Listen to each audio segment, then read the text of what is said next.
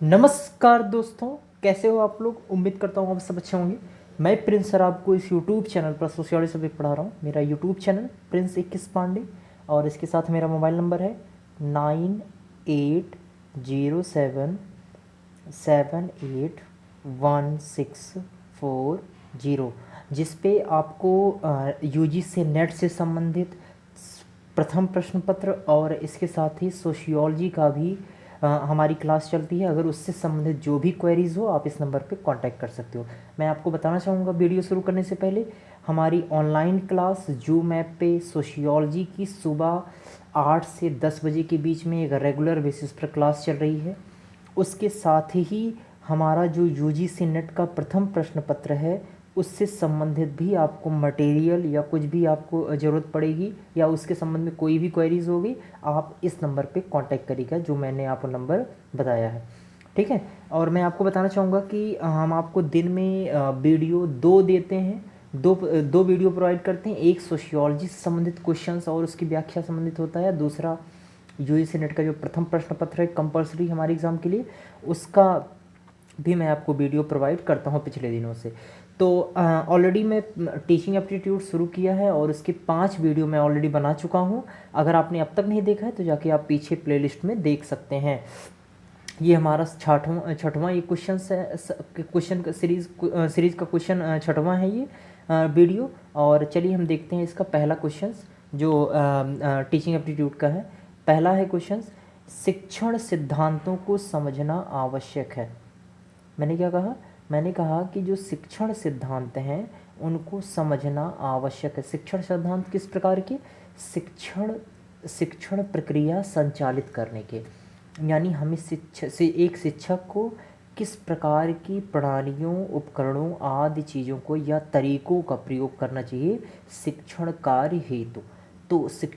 तो इनका पता या इनकी जानकारी उसे शिक्षण सिद्धांतों से चलती है। तो एक शिक्षक के लिए शिक्षण सिद्धांतों का समझना आवश्यक है। किस लिए? तो आप ऑप्शन देख लेते हैं।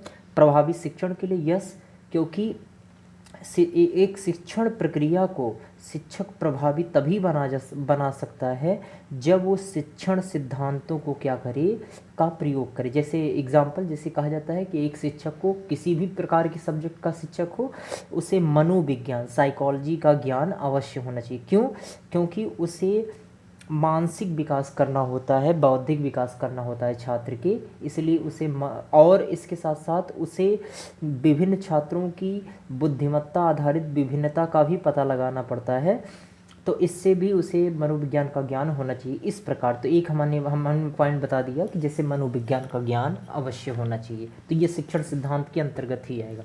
तो प्रभावी शिक्षण के लिए दूसरा, पाठ्यक्रम की प्रभावी योजना बनाने के लिए, बिल्कुल सही है। शिक्षार्थी को प्रेरित करने के लिए, शिक्षार्थी अधिक से अधिक सीख सके या सीखने योग्य हो सके, इसके लिए योग्य बनाने के लिए उसे प्रेरित करना। तो इसमें क्या हो जाएगा? ए बी सी डी चारों आंसर सही होगा और D answer is the correct answer.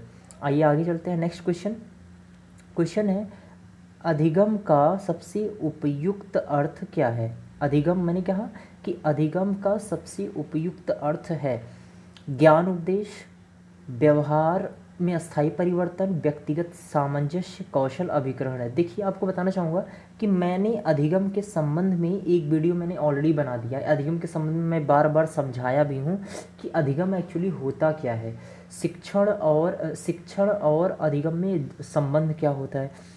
तो बताना चाहूँगा कि जो अधिगम होता है, अगर इसका शाब्दिक अर्थ अगर इंग्लिश टर्म देखेंगे तो इसका होता है लर्निंग। ठीक है, अधिगम का क्या होता है? लर्निंग। तो लर्निंग अगर सामान्य अगर अर्थ निकालोगे तो इसके दो अर्थ होते हैं, एक तो याद करना होता है और दूसरा समझने योग्य या समझना, ये होता है अधिगम। या समझने की जो योग्यता होती है वो होती है अधिगम। तो देखिए ऑप्शन देख लेते हैं इसमें। ज्ञान उपदेश, उपदेश देना क्या होता है इसमें? व्यवहार में अस्थायी परिवर्तन, व्यक्तिगत सामंजस्य, कौशल अभिग्रहण। तो आपको बताना चाहूँगी इसमें सबसे जो उपयुक्त आंसर होगा, सबसे उपयुक्त आंसर, वो उपयुक्त आंसर इसमें क्या हो जाएगा? व्यवहार में अस्थायी परिवर्तन। ये ध्यान रखिएगा, व्यवहार में अस्थायी परिवर्तन कब कर सकता है? जब उसमें अधिगम की क्या हो, अधिगम का विकास हो सके। ठीक है, ओके। चलिए आइए नेक्स्ट क्वेश्चन चलते हैं। थर्ड क्वेश्चन है, निम्नलिखित में से शिक्षक द्वारा किस विषय के अंतर्गत ज्ञान को छात्रों की आवश्यकता एवं रुचि के अनुसार तैयार एवं प्रस्तुत किया जाता है। क्वेश्चन ध्यान से फिर से सुनिएगा। कहा गया है कि शिक्षक द्वारा किस विषय के अंतर्गत ज्ञान को छात्रों की आवश्यकता एवं रुचि के अनुसार तैयार एवं प्रस्तुत किया जाता है। शैक्षिक दर्शन शास्त्र, शैक्षिक मनोविज्ञान, शैक्षिक समाजशास्त्र और शैक्षिक राजनीतिक विज्ञान। देखिए आपको बताना चाहूँगा, तो ज्ञान की आवश्यकता और रुचि को जानने के लिए या प्रस्तुत करने के लिए ना तो उसे दर्शन शास्त्र की आवश्यकता पड़ेगी, न समाजशास्त्र, न राजनीतिक विज्ञान। और अभी जस्ट मैंने बताया था कि किसी भी शिक्षक को, अगर वो किसी भी विषय से संबंधित कोई शिक्षक है, उसे मनोविज्ञान का ज्ञान अवश्य होना चाहिए। तो इसका आंसर क्या हो जाएगा? B answer is the correct answer, यानी शैक्षिक मनोविज्ञान। ओके, ये मनोविज्ञान की सहायता से ही ये छात्रों की जो बौद्धिक आधार पर जो विभिन्नता होती है उसका पता लगा सकता है, और जब इसका पता लगा सकेगा तो वो अपने शिक्षण स्तर में क्या कर सकता है, चेंजेस कर सकेगा कि किस प्रकार चेंजेस किया जाए या किस प्रकार के शिक्षण कार्य किया जाए जिससे समस्त छात्रों को समान रूप से समझ में आ सके। ठीक है, या अच्छे बच्चे, या इसमें ये कह सकते हो कि अच्छे बच्चे जो हैं उनको बोरिंग ना लगे और जो निम्न बच्चे हैं उनको हाई ना लगे। ठीक है, ये चीज़ें इस तरीके से सामंजस्य वो कर सकता है, किसके आधार पर? मनोविज्ञान के आधार पर। आइए आगे, तो इसका आंसर क्या हो जाएगा? B answer is the correct answer. आइए 58 क्वेश्चन देखते हैं, फोर्थ क्वेश्चन देखते हैं। शिक्षक के लिए सबसे, ये 58 उसमें था पेपर में, तो ध्यान रखिएगा इस चीज़। तो ये क्वेश्चन फोर्थ है, शिक्षक के लिए सबसे बड़ी चुनौती क्या है? ध्यान सुनिएगा। शिक्षक तो शिक्षण करता है, तो उसके लिए सबसे बड़ी चुनौती क्या है? अनुशासन बनाए रखना, छात्रों से गृह कार्य करवाना, होमवर्क, परीक्षा के लिए प्रश्न पत्र तैयार करना, अधिगम प्रक्रिया को आनंदप्रद बनाना। देखिए आपसे बताना चाहूँगा कि इसमें सबसे बड़ी चुनौती अगर आप देखोगे तो ये सब बिल्कुल खेल वाले बिल्कुल वर्ड दिखाई दे रहे हैं। प्रश्न पत्र तैयार करना, ये सब तो एक कॉमन चीज़ है, लेकिन यहाँ पर जो शिक्षण अधिगम जो प्रक्रिया है उसे आनंदप्रद बनाने में ये सबसे बड़ी चुनौती इसकी होती है। अब ये आंसर आता है क्यों ऐसा है, तो आपको बताना चाहूँगा कि आनंदप्रद अगर वो किसी भी शिक्षण प्रक्रिया को आनंदप्रद बना लेता है, तो आनंदप्रद अगर है ऐसा, जो भी टॉपिक है, टॉपिक को अगर ये रुचिकर अगर बना लेता है, तो इससे क्या होगा, छात्र उसे और अच्छे तरीके से, अच्छे ढंग से समझने का प्रयास कर सकेगा। ठीक है, या अपनी रुचि रख सकेगा और अधिक उसके बारे में जानने का। तो सबसे बड़ी चुनौती क्या है शिक्षक के लिए? चुनौती ये है शिक्षण अधिगम प्रक्रिया को आनंदप्रद बनाने वाला। चलिए आइए नेक्स्ट क्वेश्चन देखते हैं नेक्स्ट स्लाइड में।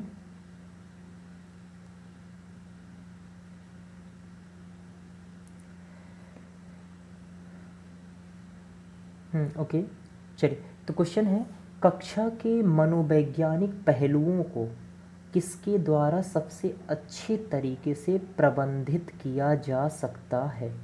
ध्यान सुनिएगा, कक्षा के मनोवैज्ञानिक पहलुओं को किसके द्वारा सबसे अच्छे तरीके से प्रबंधित किया जा सकता है? प्रधानाचार्य, स्वयं छात्र द्वारा, विषय शिक्षक और कक्षा शिक्षक। देखिए आपके सामने कन्फ्यूज़न का 2 ऑप्शन है।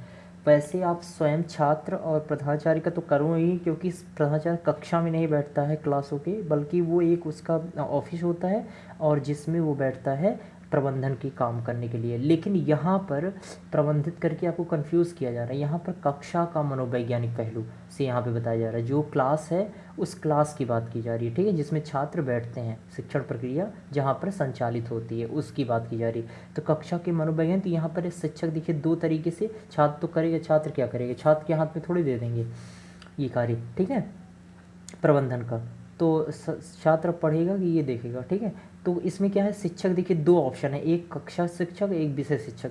एक चीज़ मैं बताना चाहूँगा, अगर आप इसका आंसर ध्यान से देखेंगे तो इसका क्वेश्चन में ही देखो छिपा हुआ। क्वेश्चन में क्या है, देखो कक्षा के मनोवैज्ञानिक पहलुओं को, तो कक्षा के मनोवैज्ञानिक पहलुओं को सबसे अच्छे तरीके से प्रबंधित कौन करेगा? कक्षा शिक्षक करेगा।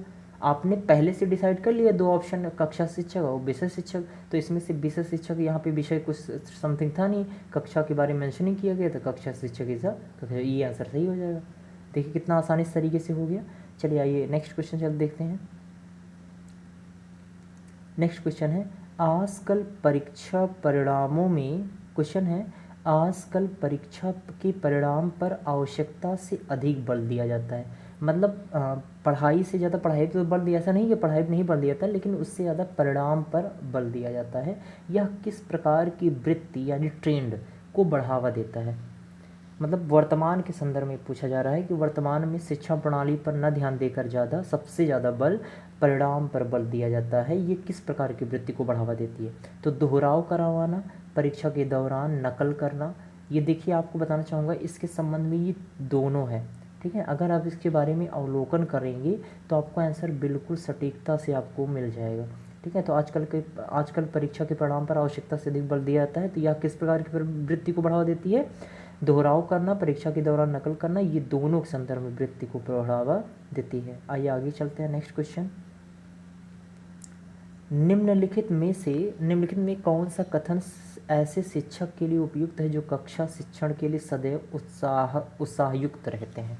मतलब शिक्षण के लिए कक्षा शिक्षक उत्साहयुक्त रहते हैं। तो ये सबसे उपयुक्त इसके लिए कौन सा कथन होगा।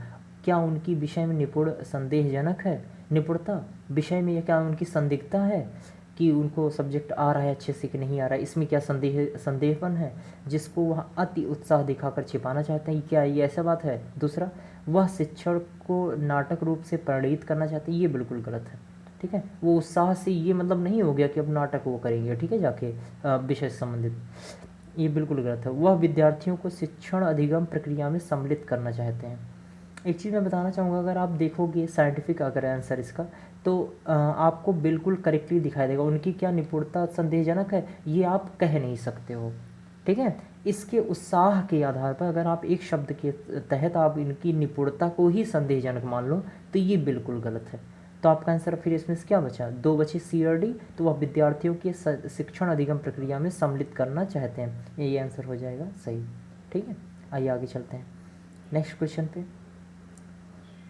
क्वेश्चन है कक्षा में जनसांख्यिकीय विभिन्नता की स्थिति में निम्नलिखित में से कौन सा कथन सबसे उपयुक्त है। ध्यान सुनिएगा, मैंने कहा कि कक्षा में जनसांख्यिकीय विभिन्नता है, मतलब छात्रों की विभिन्नता है। अभी मैं जस्ट अभी पीछे बताया था मनोविज्ञान वाले में कि जनसंख्यात्मक जो विभिन्नता होती है छात्रों की जो विभिन्नता होती है उस वही बात मैं कर रहा हूँ यहाँ पे। अच्छी बुद्धि वाला, कम बुद्धि वाला, ये सब सारी चीज़ें, ठीक है। तो मूल्यांकन के लिए एक समान शैक्षणिक मानक होना चाहिए। इसके लिए सबसे उपयुक्त क्या है कि मूल्यांकन के लिए एक समान शैक्षणिक मानक होना चाहिए। ये तो बिल्कुल सही है, क्योंकि मूल्यांकन करने के लिए अलग अलग प्रकार के मानक का प्रयोग ना करके समान मानक का प्रयोग किया जाए, ठीक है। दूसरा, तेजस्वी छात्रों को अधिक वास्तविक अधिगम अनुभव प्रदान करना, ये बिल्कुल गलत है। अभी मैंने बताया था कि शिक्षण प्रक्रिया एक ही अपनाना, लेकिन उसे बैलेंस के रूप में रखना, ठीक है। स्तर को, जो शिक्षण स्तर है उसको बैलेंसिंग में रखकर, लेकिन ऐसा नहीं है कि तेजस्वी जो छात्र हैं उनके लिए अलग से शिक्षण करना, उनके लिए जो कमज़ोर है उनके लिए अलग, ऐसा नहीं, ठीक है। ये तो एक असमानता को दिखाएगा। तो ये आंसर क्या हो गया, गलत हो गया बी। तो बी और सी के आधार पर गलत हो गया, तो ये answer is a right answer, ठीक है, ध्यान रखिएगा। तो इसका आंसर क्या हो जाएगा। अच्छा, आई होप समझ में आ रहा होगा काफ़ी अच्छे से। इसका दूसरे का आंसर क्या हो जाएगा, ए आंसर। आइए आगे चलते हैं नेक्स्ट क्वेश्चन।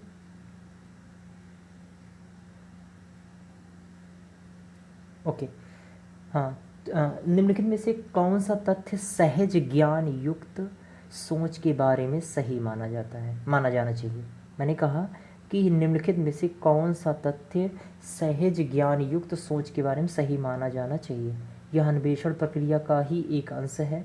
अन्वेषण प्रक्रिया का सहज ज्ञान युक्त सोच, इसको केवल पारंपरिक शिक्षण द्वारा प्रोत्साहित किया जाता है। यह एक संज्ञानात्मक प्रक्रिया नहीं है। देखिए, ध्यान सुनिएगा, सहज ज्ञान युक्त अगर सोच शामिल है तो संज्ञानात्मक प्रक्रिया क्या ये नहीं है, ये गलत है, ये है, ध्यान रखिएगा। तो इसके आधार पर ये से आंसर गलत हो जाता है। दूसरा, ये अन्वेषण प्रक्रिया का एक भाग, यह केवल पारंपरिक शिक्षण को देता है, तो केवल के आधार पर ही ये बिल्कुल नकारात्मक, ये कहेंगे कि कमज़ोर पड़ गया ये सेंटेंस। यह अन्वेषण प्रक्रिया का ही एक अंश है, ये बिल्कुल सही है, ठीक है। सहज ज्ञान युक्त सोच, मतलब सहज ज्ञान मतलब कि जो सहजता से किसी चीज़ के बारे में तार्किक ढंग से सोचने में सक्षम हो, ये कहलाता, ये सोच कहलाती है सहज ज्ञान युक्त सोच। ठीक है, तो यहाँ अन्वेषण प्रक्रिया का एक अंश है, तो इसका आंसर क्या हो जाएगा, ए आंसर। आइए नेक्स्ट क्वेश्चन चलते हैं। एक शिक्षक को कक्षा में अपने विचार प्रस्तुत करते समय किस बात पर ध्यान रखना चाहिए। पहली बात तो मैंने बताया था शिक्षण स्तर का, देखिए शिक्षण स्तर से और विभिन्नता का, तो देखिए शिक्षण स्तर के देखिए अभी आंसर आपको मिल जाएगा। कक्षा में दूसरे विचार भी हो सकते हैं, यस। सभी छात्र सजातीय नहीं है, बिल्कुल सही है। कुछ छात्र मीडियम वाले होंगे, कुछ छात्र बहुत अच्छे होंगे, कुछ छात्र बहुत निम्न होंगे। ठीक है, इस 3 कैटेगरी के ऐसे ही छात्र आपको मिलेंगे, तो ये भी आंसर सही है। कक्षा में दूसरे विचार भी हो सकते हैं, बिल्कुल सही है। आप ये बताइए, जब लोग अलग अलग रहेंगे, अलग अलग प्रकार के रहेंगे, अलग अलग बुद्धि के रहेंगे, तो उनका विचार क्या होगा, अलग अलग तरीके का होगा, तो ये भी आंसर क्या हो जाएगा, सही हो जाएगा। विचारों की असहमति स्वाभाविक है, बिल्कुल सही है, क्योंकि आप इस छात्र को छोड़ दीजिए, आप अपने आप को खुद रखिए और आप अपने साथ के जो भी सहपाठी होंगे, तो क्या ये बताइए सारे जो भी हमारे लर्नर्स हैं, सारे सुनने वाले जो हमारे हैं वीडियोस को देखने वाले हैं, क्या सबकी बुद्धिमत्ता या सबके विचार क्या समान है। और समान नहीं है तो उसमें असहमति व्यक्त होगी कि नहीं, जब समान नहीं होगी असमान होंगे, क्योंकि आप कुछ कह रहे हो किसी संबंध में, किसी विषय विशेष के संबंध में, आपका विचार कुछ दूसरा है, किसी अन्य का विचार कुछ दूसरा है, तो क्या होगी, दोनों में क्या होगी, असहमति स्वाभाविक होना निश्चित है। ठीक है, तो इसके आधार पर आंसर क्या हो जाएगा, 1 2 3 सही है, तो इसका आंसर क्या हो जाएगा, करेक्ट आंसर ए आंसर, 1 2 3 सही है। आई होप वीडियो आपको अच्छा लगा होगा, और अगर आपको वीडियो अच्छा लगा तो प्लीज़ लाइक करिएगा, शेयर करिए और सब्सक्राइब करिए जो नए हैं, और बेल आइकन पुश करना मत भूलिएगा, क्योंकि उससे ही आपको नोटिफिकेशन तुरंत मिल जाएगा। आप लोग इसको सब्सक्राइब करिए, क्योंकि इसमें आपको 2 वीडियो दिन में बिल्कुल फ्री आपको प्रोवाइड किया जा रहा है। ठीक है, और रेगुलर बेसिस पर ये प्रॉमिस है कि आपको मिलता ही रहेगा ये वीडियो। ठीक है, तो चलिए हम शुरू करते हैं। तो आपको मैंने बताया था कि क्लास से संबंधित हमारी ऑनलाइन जो जूम ऐप पे क्लास है उससे संबंधित अगर आपको जानकारी लेनी है, दोबारा मैं नंबर बता दे रहा हूँ, देखिए 9807781640, इस नंबर पे आप कांटेक्ट कर सकते हो। Thank you so much.